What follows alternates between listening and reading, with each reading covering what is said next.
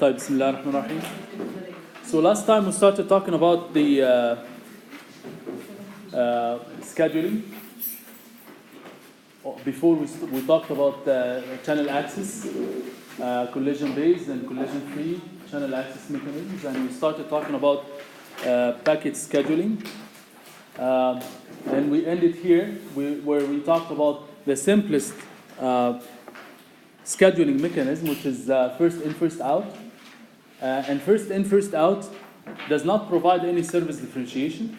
So it actually feeds all the traffic from all applications into one queue at the router level, and then does not distinguish between all these traffics or the types of data that each application has. And if there is any application that is misbehaving, or in other words sending traffic, heavy traffic, then it will eat the whole bandwidth and it will keep all the other applications starving, right? So in that case, we don't have any control over the traffic that is coming from the application, and we cannot provide any service differentiation between the different data streams coming from these different applications, because all of them, they have the same behavior, the same treatment. All of them, they go to the same queue, and the first one enters the queue will exit the first, and so on. So there's no distinction between the different applications. And we said that this provides best effort service. There's no service differentiation, but we can provide some control on the traffic using what we call a traffic policing or admission control. So traffic policing, we just to guarantee that none of these applications will misbehave, in which case will not eat up the whole bandwidth, we can restrict the amount of traffic coming from each application before it enters to the queue. So this will solve the first issue, that we make sure that none of these applications will eat up the whole bandwidth. But we will not be able to solve the second issue, which is providing service differentiation. So we cannot provide service differentiation in that case, because we have only one queue. So in order to provide service differentiation, there is another queuing discipline, which is what we call strict priority packet scheduling. This is the other extreme, that we say this is يعني ده بقى اللي هو طبقي قوي يعني. This is we provide infinite priority to specific queue, and as long as we have any traffic in queue number 1, we will allow it to have access to the channel first before all the other queues. Okay, so if there is no traffic in this queue, then and only then we switch to the next queue. And as long as we have traffic in this queue, again, this queue will eat the whole bandwidth. And only if there is nothing in this queue, then we switch to the other queue. So as we can see from that queuing discipline, that indeed it does provide service differentiation, right? In fact, it actually provides the ultimate service differentiation, right? But it does not, again, solve the problem of fairness. So just the fact that we say that we want to have service differentiation, it doesn't mean that we forget everything about fairness. So if there is a traffic here that is, again, is sending a lot of packet streams, then it will eat up the whole bandwidth, and it will not leave anything to all the other applications to have any kind of service quality. Okay. The good thing about this is that if you want to provide sort of a quantitative quality of service, then you can send the traffic to queue number 1, because you assume that this is some kind of over provisioning, that whatever traffic will come to this queue will have access to the channel, will have access to exit the router first before anything else. And this may actually help in guaranteeing quantitative quality of service, as long as the required delay or throughput is less than the capacity of the channel, right? If it's more than the capacity of the channel, then we cannot. But this assumption almost always holds. So using strict priority packet scheduling may actually help to provide quantitative quality of service in many cases. Okay, but again, this will leave all the low priority applications to actually starve in case we have high priority applications with lots of packets. Okay, so any question about this one? Okay, so FIFO does not provide any service differentiation. This one provides service differentiation. In fact, it can help provide some quantitative quality of service through something like over provisioning. Okay, because it gives ultimate priority to each queue. So what we have in the internet is something like this. So weighted fair queue. So weighted fair queue is somewhere in between. This can be used, and this in fact is in fact used by Ooredoo for individual users like us. This provides qualitative quality of service that we actually serve each queue based on certain weight. Based on certain weight. So for example, if this is like 1 to 2 to 3, okay, so for every 6 packets, I need to put 1 here, 2 here, and 3 here. Okay? So if I have an epoch of 6 packets, I put 1, 2, and 3. It may be like 1 to 2 to 4. Then I have like 1, 2, 4, and then get the next epoch and so on and so forth. So this is called weighted fair queuing. So weighted fair queuing divides the capacity of the channel based on weights that are assigned to each queue. So in that case, we call this proportional fairness. And this is the closest definition to the actual equality of fairness that we are looking for. Because having 100% fairness is against quality of service, right? So having 100% of fairness is against quality. But having relative fairness like this is more or less what we're looking for. Except that here, as you can imagine, we cannot provide, or in many cases, we will not be able to guarantee quantitative quality of service, right? Because it's not strict priority where we have deterministic behavior for each queue, right? We don't have, it's like the bandwidth of the channel is divided between the 3 queues based on the weights. That's what this means, right? It's not like if we have a data rate here, which is almost the capacity of the channel. Let's say we have data rates that are coming to this queue, which is very close to the capacity of the channel. Will that traffic eat the whole bandwidth? No. Right? It will not eat the whole bandwidth. We will serve the traffic that is coming to this queue proportionally to the weight assigned to this queue. Okay? So we will serve this proportional to this and this based on these weights. As we said, the example that we just mentioned. So if we have these weights 1 to 2 to 3, this means which one has the highest priority? One, here is 1, and the weight is 2, and this is 3. The 3 will have the highest priority, right?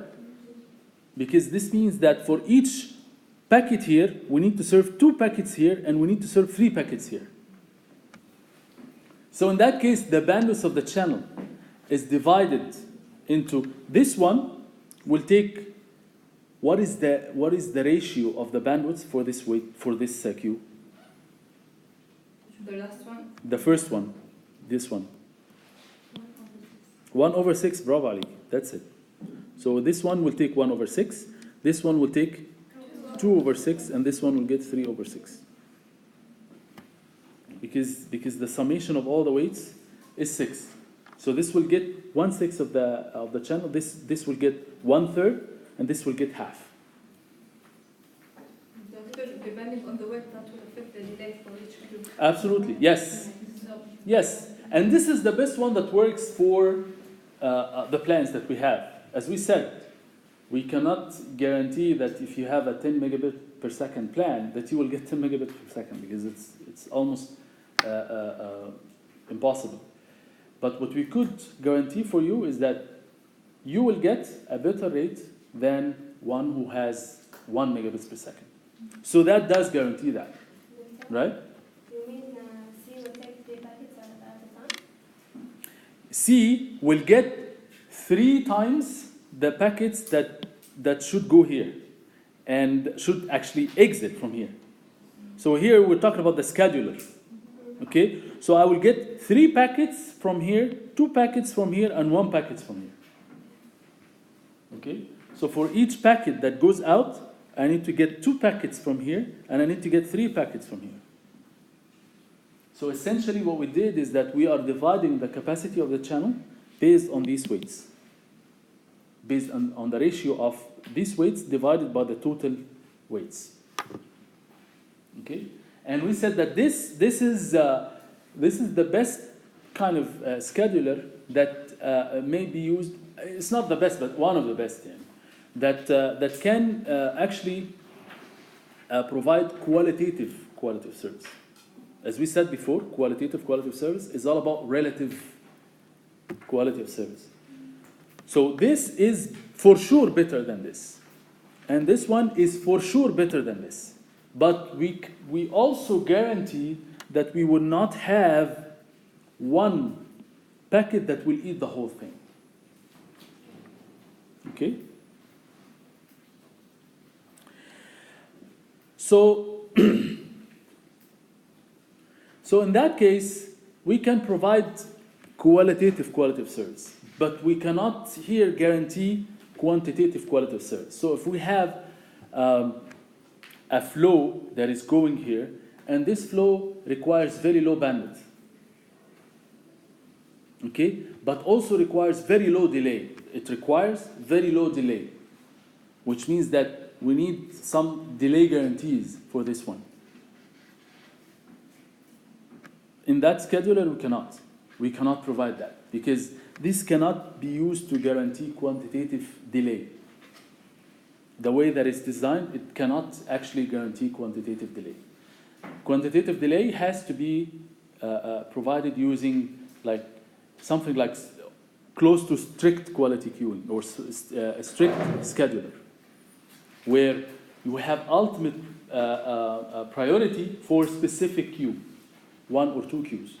So in that case, whatever traffic that will go to this queue will go out first. So this way we can guarantee quantitative quality of service. That's why weighted fair queuing is always used for class-based quality of service. Okay? It's not used for pair flow behavior. Remember that, because actually pair flow requires that we have to have a separate queue for each flow, which is almost impossible. So usually weighted fair queuing uses less number of flows, or low number of flows, and we have low number of queues, and for each queue we have set of flows. We have group of flows that will represent a certain class of service. Okay? So this is the lowest class of service, this is the higher class of service, and this is the highest class of service. Okay? Any questions? Sometimes no questions means that it's not getting across.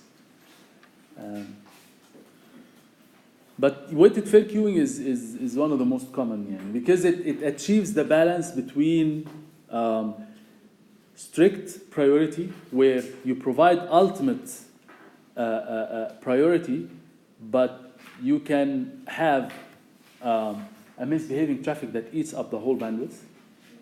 Okay, and for FIFO, you cannot provide any service differentiation. So these are the two extremes.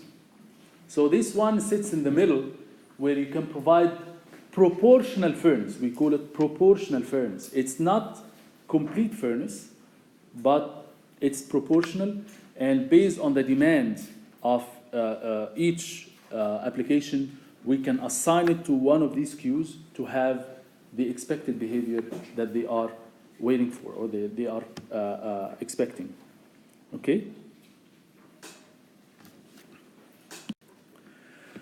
Okay, so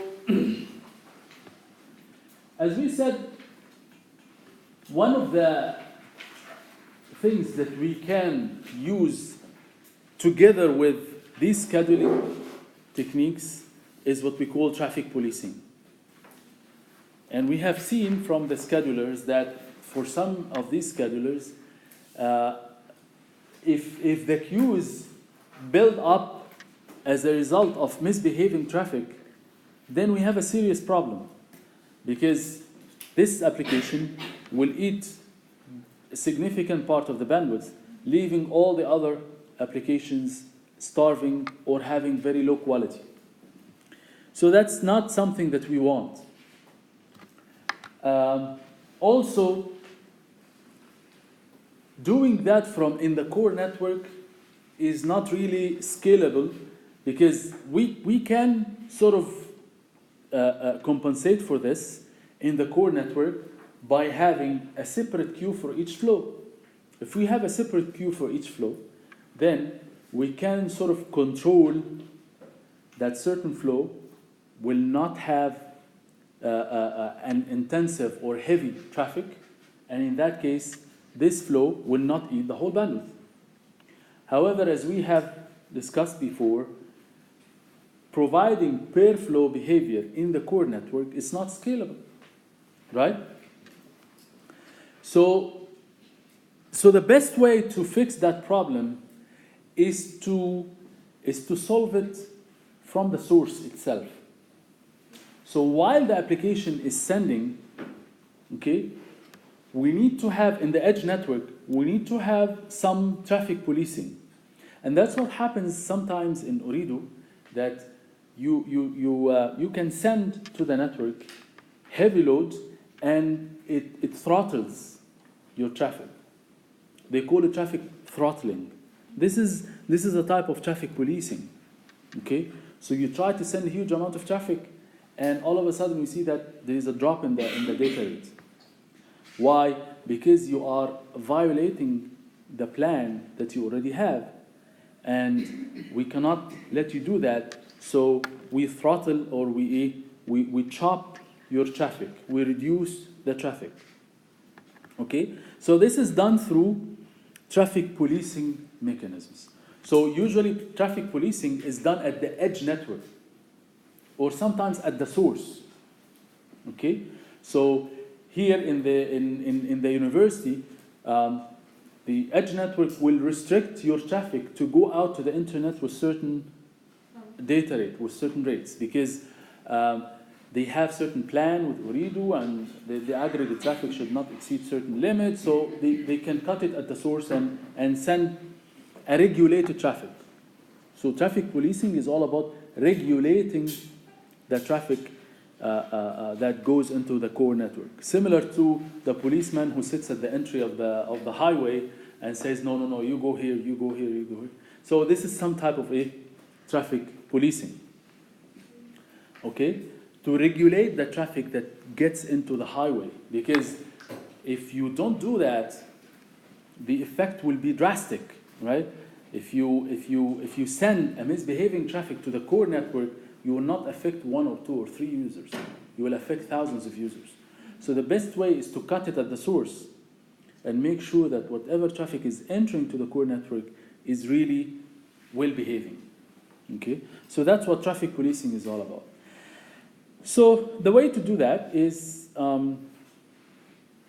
using two major mechanisms that we'll study. Of course, there are tons of other traffic policing mechanisms. And again, it's using the concept of queuing. Okay?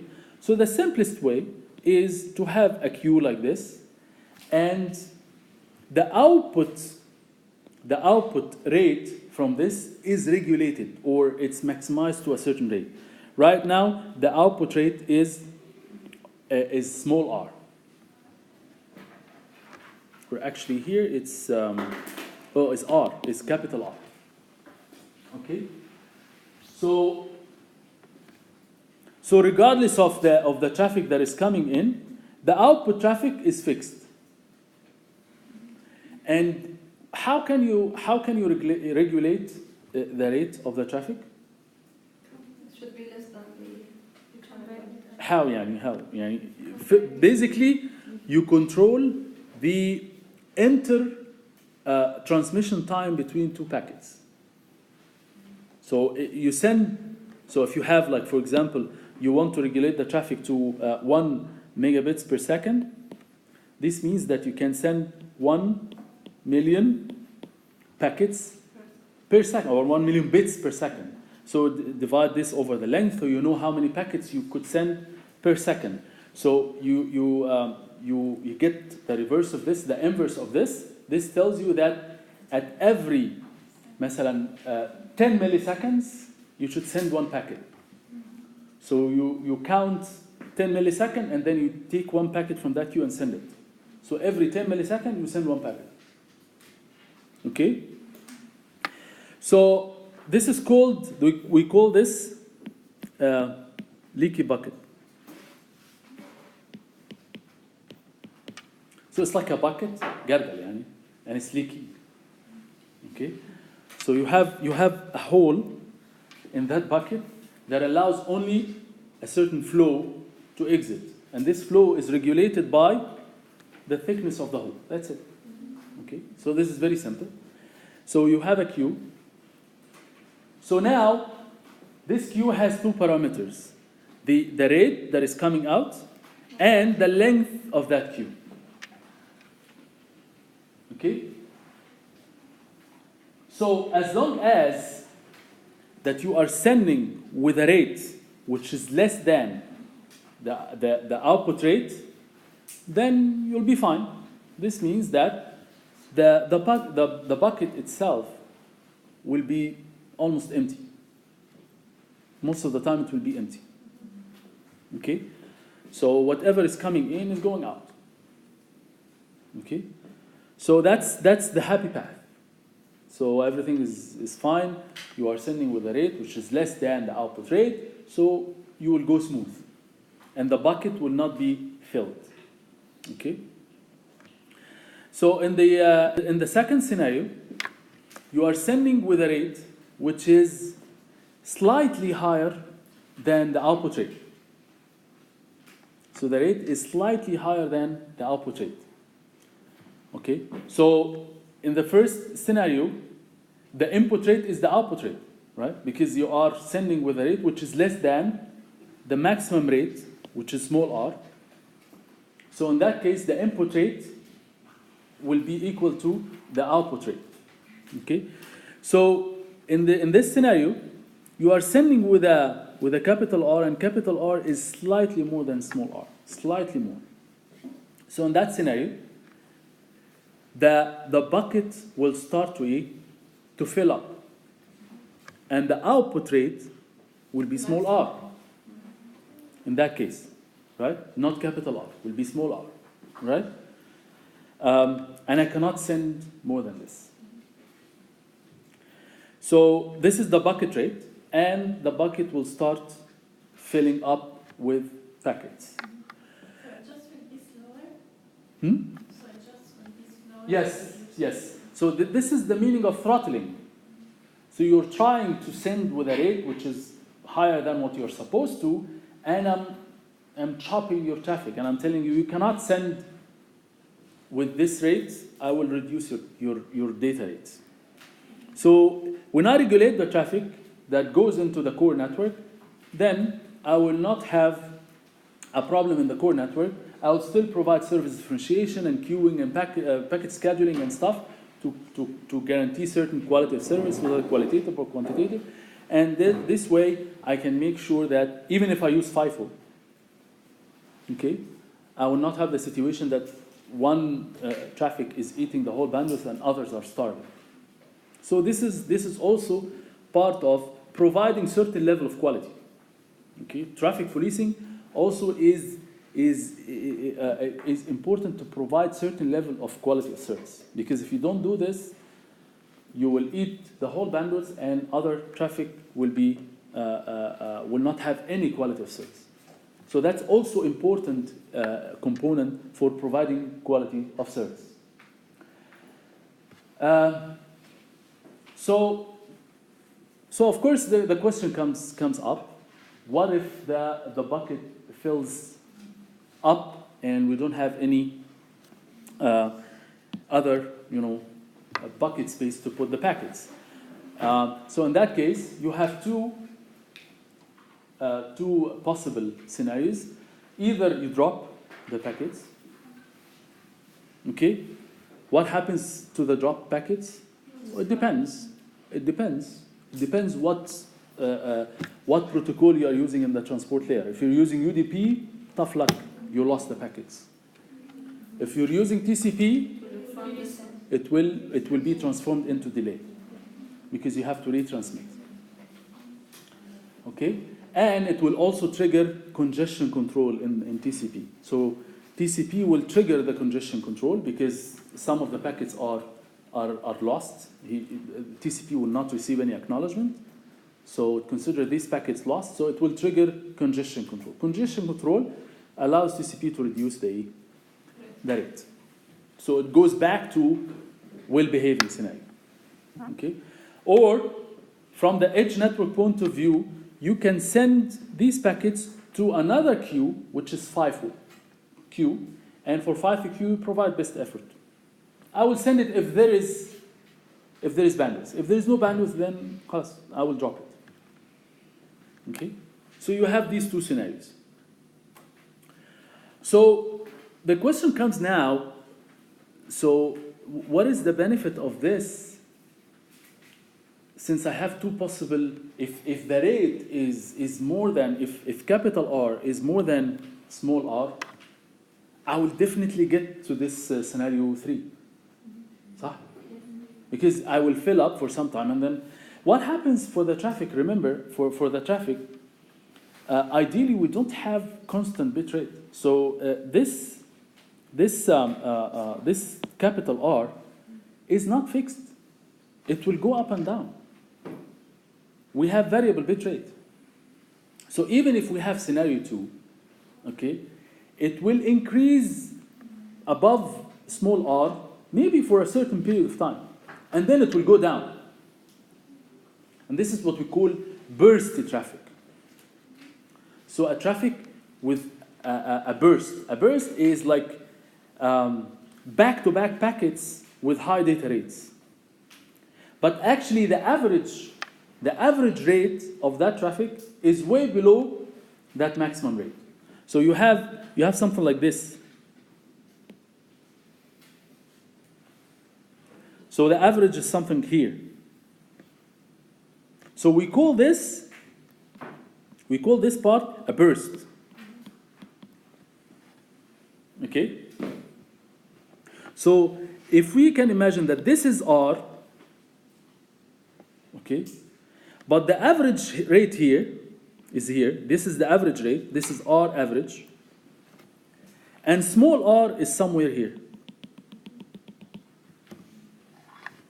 This is R اللي هو rate of the output. Okay? This is the burst. This burst can be accommodated by the bucket, depending on the length, depending on B here. Because what will happen is that during this rate, it's higher, the bucket will fill up, and then it will drop, right? So it will drop. So it will go back to being R, capital R is much less compared to small r. So in that case, the bucket will stop filling okay? And it will only exit what's inside the bucket. So this burst can somehow be accommodated, hopefully.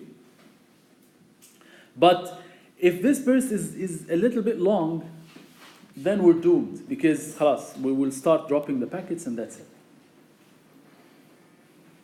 Okay? So only if we have a rate like this,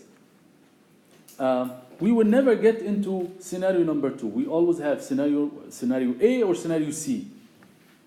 Scenario C where we fill up the bucket and then we drop the packets completely. So you can try that. You can try that using simulation as part of your project. And you can use some of this. In fact, assignment number 2 talks about this. So you'll be able to implement this traffic policing to experiment how they work. Okay. So if you're lucky enough and the rate is going up and down and the burst is smooth, then you may be able to manage. But here, remember, the output is almost either less than small r or r. صح? This is something that we have to keep in mind. Either less than r or r. There's nothing, you cannot send traffic to the network more than small r. Is this good or bad? Well, it depends. Because as we said, constant video quality requires variable bitrate. So sometimes small r might not give you the constant video quality that you want. Because video requires inherently variable bitrate. Okay? So this may not give you the best quality that you want. But it does guarantee that the packet that goes into the core network is regulated. And that's important. And as you can see here, what goes out does not have any burst behavior. Maximum small r and that's it. Okay? Why am I telling you this? Because the other traffic policing mechanism sort of, overrides that or compensates for this a little bit. So the leaky bucket, the good thing about it is that it does regulate the traffic, okay, but it doesn't necessarily give you good quality for multimedia applications. For multimedia applications that requires variable bitrate, it may not give you the best quality. مفهوم ليه؟ ولا ليه مش شايف مفهوش كده؟ Are you following or you just give up now? Don't give up.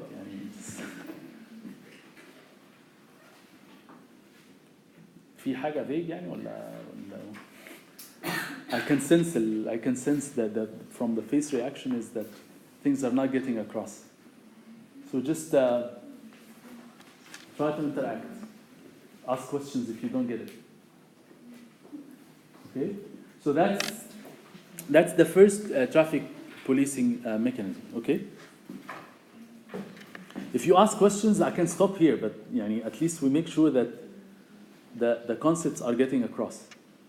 Sometimes if you have a quiz and the quiz does not include the current lecture, it gets ignored. Okay, so we'll worry about that later. When it comes the next quiz, we'll worry about these concepts. But for now, we just... Okay, so is it clear? Well, I need some... Okay. Because if that's not clear, the other one will be even worse. I need to make sure that this one is clear. أيوة. الله يخليك. أيوة. كم ترافيك بوليسنج كيو عن كل ايدج؟ إيه؟ بس كيو واحد عن كل ايدج نتورك ولا؟ That's a good question. Well, yes, it depends. It could be one or it could be two, depending on how, usually it's done either, as I said, either at the source or at the gateway before the traffic goes out to the internet. So it depends. If you have two gateways to the internet, then you can apply this at the gateway. So you have one or two or three, depending on how many entries you have to the internet. Okay? But typically it's done at the edge router. They call it the edge router or the gateway that goes to the internet. But sometimes it gets actually implemented at the source. Okay? So we had, you may actually encounter this in the senior project, and actually in some cases, some people get this behavior. Whenever you have two hubs of transmission, so you are sending, so you have one source, and this source is sending to an intermediate device, and then this device is sending to another server. So this could be anything. This could be a sensor, and this could be a cell phone, and this could be the server. Okay? So you are sending a traffic from here to here, and then you're doing some processing. And then the output will be sent to the server. Okay? It does happen, and actually many students, they get into this trap. You send using UDP, and there's no regulation for the traffic. So you send bursty traffic to the phone, and sometimes the phone cannot handle this amount of traffic. Okay? And then you're supposed to do some processing and send to the server. So when you look at the server, you find that it's not working. It's doing all kind of weird things. And what's happening here is that you are chopping, you are actually congesting all the traffic in the phone. And it happened to us many times in our research projects. So what we did is that simply we actually implemented Leaky Bucket here. And it's very simple. Just make sure that the traffic that is going out is regulated. Once we did this, the processing here ran quite smoothly, and we received the expected results at the server side, and everything was fine. So this can solve many problems. It's very simple, but it can solve many problems. So just remember that when you send traffic, you can easily regulate that by just controlling the inter-transmission time between two packets. That's it. This is the simplest way. What you are essentially doing is you are actually implementing a leaky bucket. It's very simple. Okay? But it can solve many problems. But as we said, the problem with that is that you don't have variable bitrate, so we cannot guarantee constant quality for some multimedia applications, especially video, which requires inherently variable bitrate. Okay? So we'll stop here to allow you to absorb what has been discussed today, and we'll continue next time. And on Sunday, inshallah, we'll start with the quiz. Try to come on time, because we will not wait maximum 1 minute or 2 minutes, so try to come on time so that the quiz